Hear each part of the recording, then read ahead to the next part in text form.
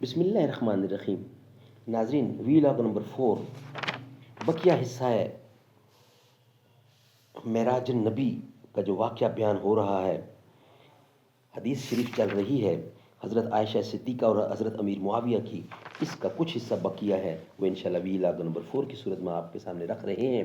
Page ہے 447، سیرت النبی جلد سوم۔ اردو زبان میں سرور عالم صلی اللہ علیہ وسلم کی سیرت پر جامع ترین کتاب سیرت النبی صلی اللہ علیہ وآلہ وسلم۔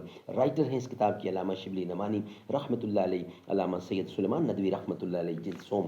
بسم اللہ الرحمن الرحیم۔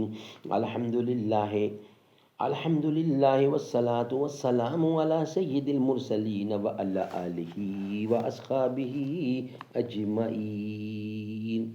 تمہاری تہذیب اپنے خنجر سے آپ ہی خودکشی کرے گی، جو شاخ نازک پہ آشیانہ بنے گا ناپائیدار ہوگا۔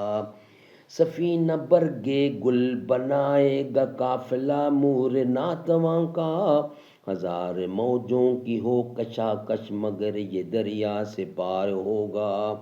جو ایک تھا اے نگاہ تو نے ہزار کر کے ہمیں دکھایا، یہی اگر کیفیت ہے تیری تو پھر کسے اعتبار ہوگا۔ ترجمہ آپ کے سامنے رکھ رہا ہوں۔ گرد آلود آنکھوں سے کہہ دو کہ وہ آفتاب کی روشنی کو نہیں دیکھ سکتی تو راتوں کی تاریکی کو اوڑھ لیں۔ صوفیہ اور ارباب حال نے معراج کے واقعات کی تشریح اپنے مذاق اور رنگ میں کی ہے۔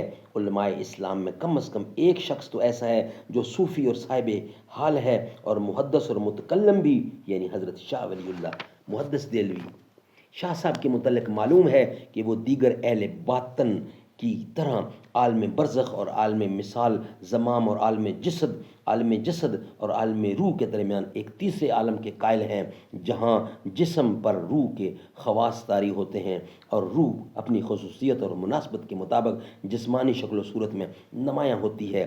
شاہ صاحب اس بات کے قائل ہیں کہ معراج بیداری اور جسم کے ساتھ ہوئی، لیکن یہ عالم برزخ کی سیر تھی جہاں آپ کے جسم پر روحانی خاص طاری کیے گئے اور معانی و واقعات مختلف اشکال و صورت میں مشاہدہ کرائے گئے۔ چونکہ ایک بیگانہ کے لیے اس نادیدہ شہرستان کی بہو تشریح اپنی زبان میں مشکل ہے، اس لیے ہم اس ملک کے ایک سیاح کا بیان نقل کر دینا کافی سمجھتے ہیں۔ شاہ صاحب حجۃ البالغہ میں معراج کی حقیقت ان الفاظ میں لکھتے ہیں۔ ناظرین، یہ واقعہ بہت انٹرسٹڈ ہے، انشاءاللہ ان کو نیکسٹ ویلاگ میں آپ کے سامنے پیش کریں گے۔ ویلاگ نمبر 4 ہمارا کمپلیٹ ہوا۔